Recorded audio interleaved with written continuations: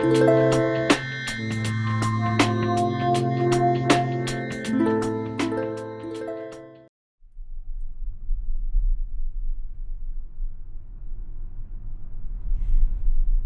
c'est Anastasia. Nous sommes en route pour aller découvrir une grande femme. C'est une femme assez particulière parce qu'elle joue de la sitar, un instrument de musique assez rare qu'on ne trouve plus beaucoup aujourd'hui. Je vous invite à découvrir sur Mensi TV le reportage, l'entretien qui sera fait avec elle tout à l'heure. Ciao. En fait, ça c'est pour souhaiter souvent le bonjour, la bienvenue.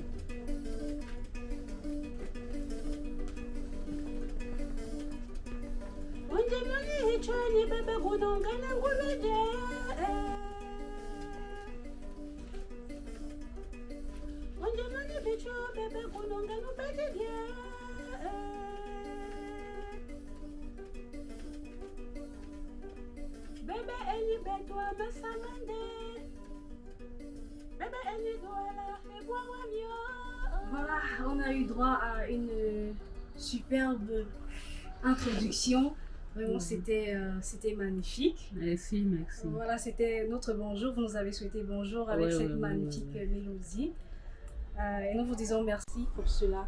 Voilà, nous sommes venus à votre rencontre aujourd'hui parce que vous jouez des instruments de musique très rares. Ouais. Voilà, donc avec vous, on va parler de ces instruments, parler de la jeunesse, comment est-ce que vous avez appris à jouer de ces instruments, les cérémonies, est-ce que vous jouez dans des cérémonies, en tout cas on va parler de tout cela. Ouais, ouais. Tu vois la sitar, je crois que ça c'est la sitar. Ouais, c'est la sitar. Est-ce qu'on peut parler un peu de cet instrument? C'est assez particulier quand même. La sitar est un instrument à cordes, donc traditionnel ou patrimonial à cordes. Et en ce qui concerne la sitar aussi, ça dépend. Il y en a qui ont 4 cordes. Il y en a qui ont 8 cordes. Donc, ça, par rapport au son des notes, quoi. Ça dépend, 8. Ça dépend de la capacité du joueur de pouvoir s'amuser et distinguer les sons sur chaque instrument. Donc, il est comme vous voyez là, il est fait en bois. Moi, j'ai spécialement, après que cela m'était remis, passé une bonne commande parce que je voulais qu'elle représente la femme africaine. Pourquoi la femme africaine? Parce que la femme africaine a ses valeurs qui sont bien différentes des femmes, de la femme européenne. Bon, c'est pas une façon de dire que l'européenne n'est pas une femme, non. Nous avons nos valeurs et nos critères à nous. La femme africaine, la plupart du temps, est la femme soumise. C'est la femme mère, la femme porteuse, la femme africaine, la femme prête à se sacrifier, donc pour les enfants ou pour la famille. Donc j'ai voulu comme ça qu'elle puisse représenter vraiment l'Afrique. D'accord. Et parlons de la sitar, est-ce que c'est toujours la grand-mère qui vous a appris à jouer? Oui, c'est la sitar qu'elle jouait. C'est la sitar qu'elle jouait le plus. Elle jouait la sitar, elle faisait la sitar, la flûte et les percussions, tout ce qui percute. Donc dans le cercle artistique musical, on les appelle les idiophones. Donc tout ce qui percute, tam-tam, maracas, cascagnette et tout ça. Donc ça dépendait de tout ce qu'elle voulait présenter.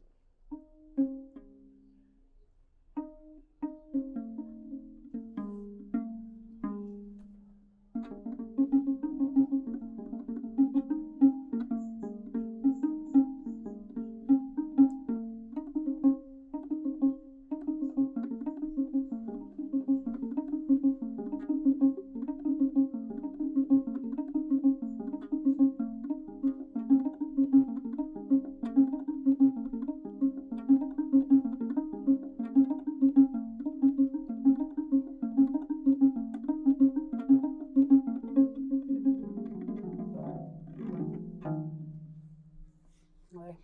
Alors quand vous venez de sortir quelque chose là, d'où vous viennent les mélodies que vous jouez au quotidien?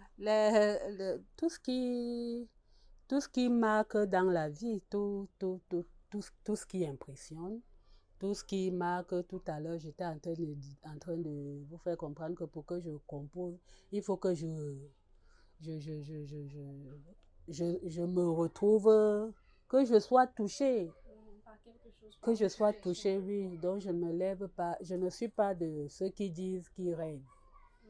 Je ne rêve pas en ce qui concerne les mélodies, les compositions, les chansons. Quand quelque chose me marque, que ce soit positif, que ce soit négatif, je directement, comme l'émotion en ce moment, c'est comme ça que la composition suit aussi.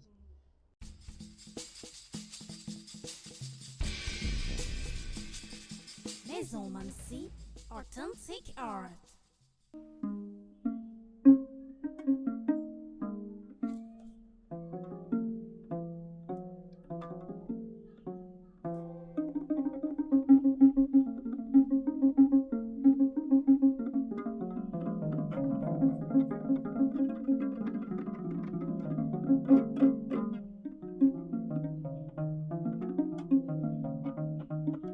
Bon, ça c'est une berceuse.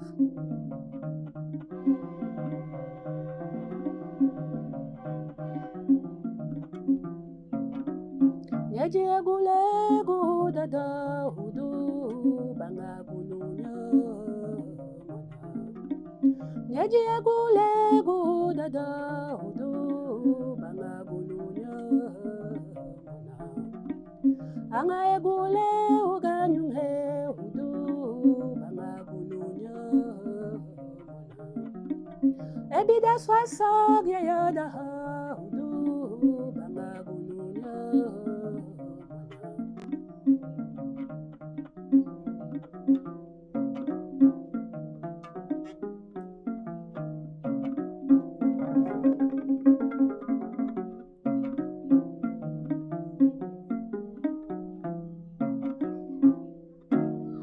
Donc là, par exemple, c'est une maman qui est en train de bercer, une grand-mère qui berce son petit-fils en disant « Calme-toi, d'un moment à l'autre, ta maman sera là. » Elle est allée chercher de quoi manger. Une fois que je passe et que j'entends une mère dire « Mon bébé, calme-toi, maman arrive. » Elle est allée te chercher à manger, elle est allée chercher la vie. Une fois que ça me marque, je l'accompagne. Bref, je mime quelque chose directement. Et quand je reviens, je cherche les sons. Donc, la plupart du temps, c'est comme ça. Quand il faut chanter peut-être la tristesse, ça se ressent. Quand il faut chanter la joie, oui. Donc, je ne peux pas me mettre à chanter peut-être quelque chose, une mauvaise nouvelle. Si je dis comme ça, une mauvaise nouvelle étant en joie dans le téléphone. Mais est-ce que la sitar, tout comme le fait, est considérée comme un instrument sacré? Oui, tout ça, ce sont des instruments sacrés. Des instruments, la plupart des temps, qui dans nos régions, nos villages et autres sont donnés. Est-ce qu'il faut être initié pour jouer à la sitar? Déjà apprendre à un enfant ou bien à qui que ce soit à jouer à un instrument ou à faire, c'est déjà de l'initiation. C'est déjà Donc, tout le monde peut apprendre à oui. jouer à la sitar. Oui, bien sûr. C'est déjà l'initiation. C'est vrai que quelque part, il y a autre chose qui existe, le don. Le don existe et la plupart du temps, ceux qui donnent n'aiment pas donner ou ça ne servira pas. La plupart du temps, les instruments ou bien les richesses sont gardées parce que les parents ne voient pas à qui donner. On ne donne pas à n'importe qui, n'importe comment. On donne d'abord à quelqu'un qui est intéressé, qui s'y met, quelqu'un dont on dit c'est un héritage.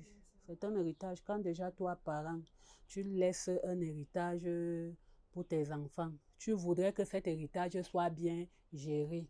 Donc on ne prend pas l'instrument pour donner à n'importe qui. Quand on donne, c'est pour que ce soit valorisé, pour que ce soit bien vendu. Bon. Aujourd'hui, il y a peu de gens qui connaissent la sitar, il y a peu de gens qui jouent encore à la sitar. Oui. Je crois que vous êtes l'une des femmes au Cameroun, je veux dire même en Afrique, à en jouer encore. Qu'est-ce que vous voulez faire ou qu'est-ce que vous souhaitez faire pour que ce patrimoine-là ne se perde pas?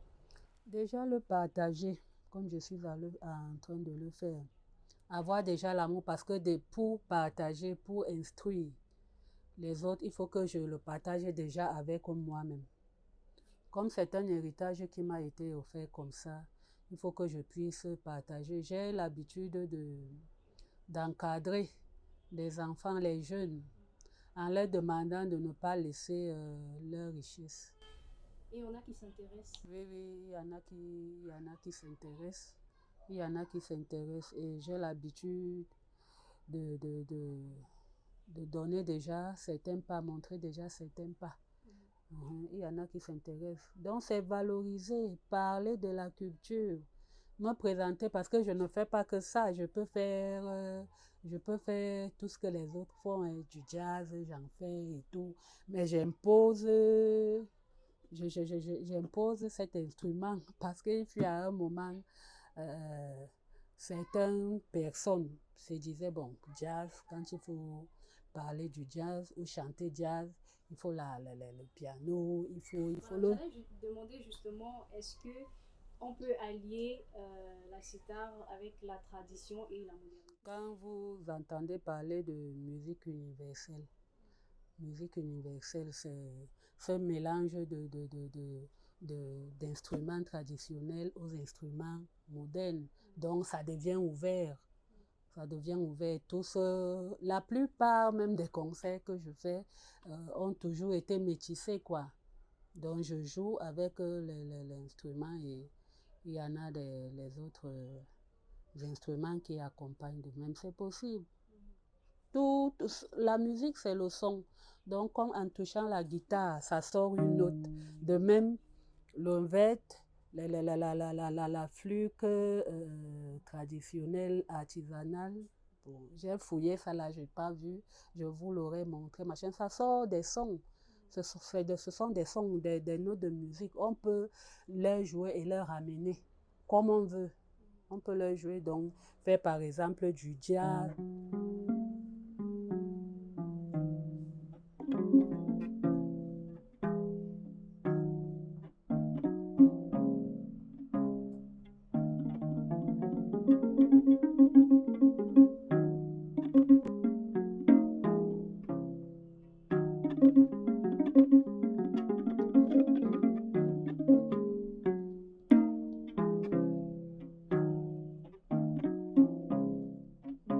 Donc ça dépend, on peut, puisque c'est né d'Afrique, le jazz est né d'Afrique, ce sont nos parents esclaves qui ont exporté ça pour l'Europe. Là-bas, les Noirs, puisque les meilleurs joueurs de jazz aujourd'hui, ce sont les Noirs. Donc ils ont joué, ça a commencé avec l'évolution et tout ça, ça s'est métissé et tout. Donc comme leurs instruments avant et autres, peuvent faire du jazz ou bien leurs instruments à cordes. De même, des instruments traditionnels africains peuvent le faire et le font sans problème. Donc, il suffit seulement d'avoir la théorie pour pouvoir mettre cela en pratique. Okay, vous avez dit tout à l'heure, vous êtes artiste. Oui. Est-ce qu'il vous est arrivé de prester avec d'autres artistes? Oui, puisque déjà, au fond, je travaille pour l'art. Je fais partie du ministère de la Culture, je travaille pour l'art. Et dans mon service, obligatoirement, il faut toujours travailler avec les autres. Il faut toujours marier. Ce sont des artistes qui font également dans l'art. Qui font également dans l'art? Oui, dans l'art. Donc là, quand on parle déjà de l'art, que ce soit n'importe quelle musique, c'est art. Mais chacun seulement a son couloir. Moi, mon couloir, j'ai décidé comme ça prendre la musique patrimoniale. Donc je fais la musique, je fais le conte, je fais la poésie, mais tout ça dans le patrimoine pour essayer de vendre et valoriser notre culture parce que il ne faut pas que ça se perde.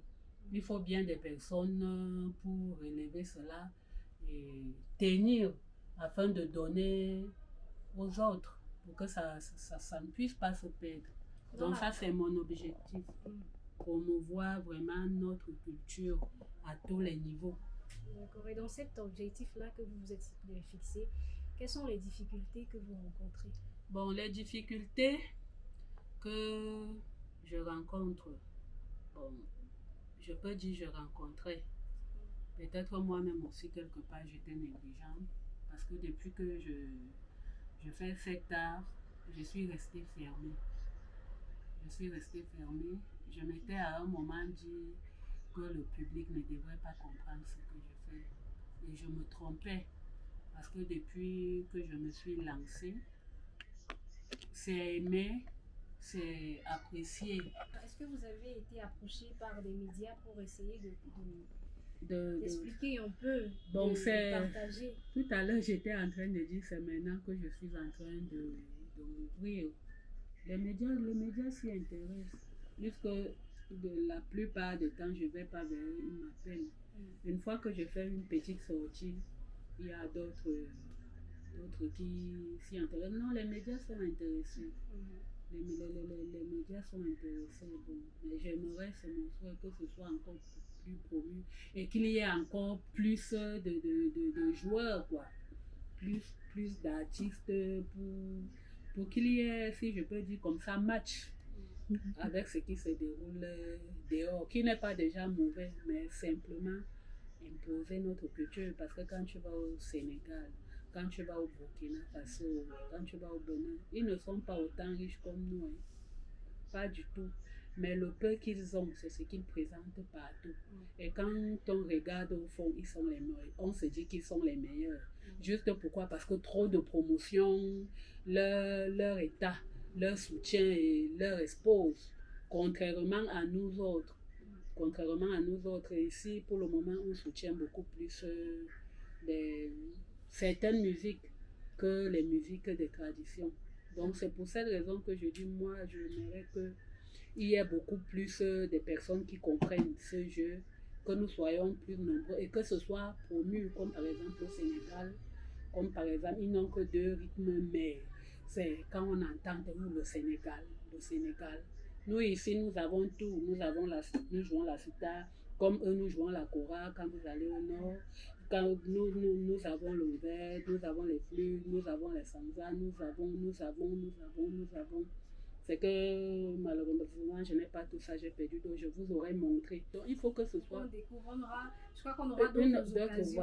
Voilà, parce que ce sont des instruments assez particuliers, oui. Voilà, ça demande beaucoup de temps aussi. Déjà, nous allons vous remercier pour le temps que vous nous avez accordé, de nous avoir également ouvert votre maison. Merci beaucoup et merci pour toutes ces explications. Également, la maison Mansi vous remercie. Je suis contente d'avoir été choisie en ce jour pour partager le peu que j'ai eu à partager. Je crois qu'avec votre concours, le Cameroun déjà pourra comprendre la nécessité de la richesse de notre patrimoine pour qu'elle soit beaucoup plus valorisée. C'est moi qui vous remercie. D'accord. Est-ce qu'on peut avoir un petit son pour la maison Mansi, un son de revoir? Un son de revoir, qu'est-ce que je peux proposer? Je peux vous faire un conte parce que depuis là je fais Oui, juste un petit bout.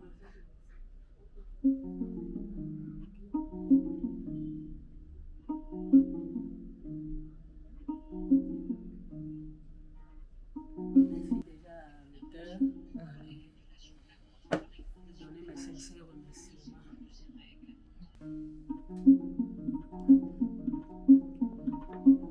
Dans un village nommé Koualam vivait un homme infirme de naissance de 4 membres.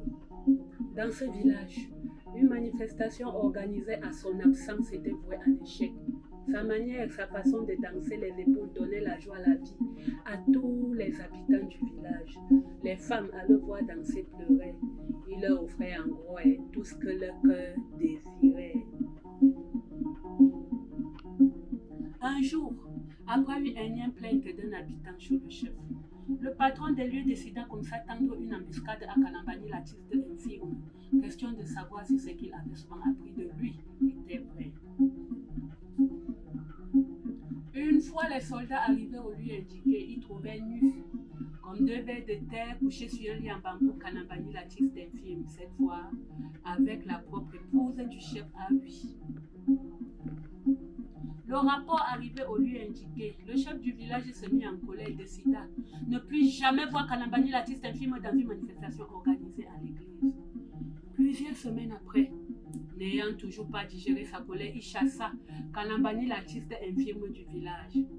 Son épouse abandonna tous les avantages de la chefferie pour aller avec l'artiste l'infirme, Kalambali. Cette histoire a chauffé dans le village, dans les cases, les rivières, les rues, les carrefours, les plantations, les champs. Même sur les arbres, les oiseaux faisaient cui, cui, cui, cui, cui, cui. Au milieu de la grande forêt, les félins criaient. Ils ont été au courant de cette histoire. Kalambani, l'artiste infirme qui, malgré son absence de membres, arracha toutes les femmes du village.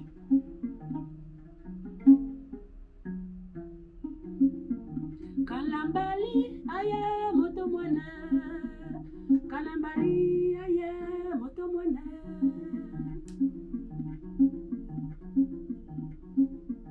Kalambani, aye, motomwana.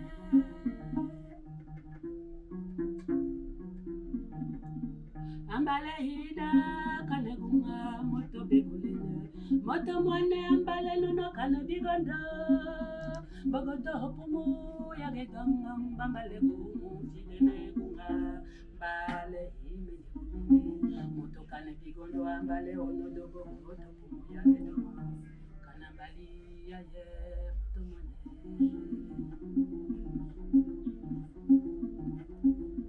Ambale hida, bogoto gumu fidene, idana nudeda, tupu, ubana guchi.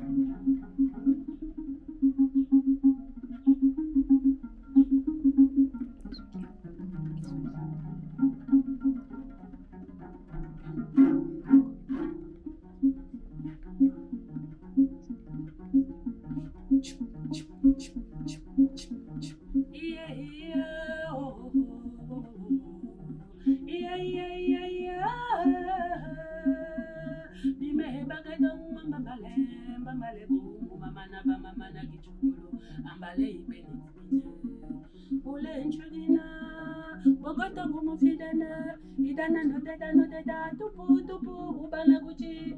Kane bigonda moto mwane ambale ya bijimina, ambale ya bijimina na bogotupu yagedo.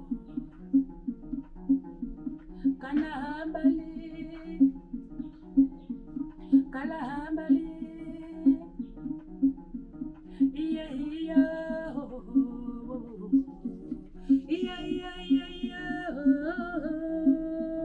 Kane bigonda moto mwane ambale ya bijimina na bogotupu yagedo.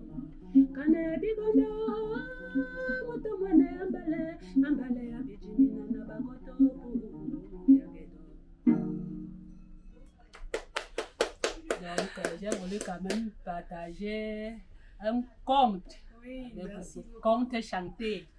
Merci beaucoup pour le conte. On va terminer avec cette question. Vous avez certainement entendu parler de la maison Mensi. Quelles sont vos impressions par rapport à cette promotion de l'art authentique? Ce que j'ai appris de cette maison est que c'est une maison authentique qui veut ressortir les choses cachées.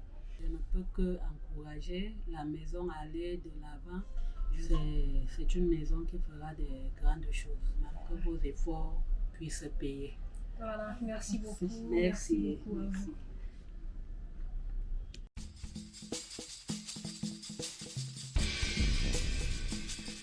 Maison Mansi, Authentic Art.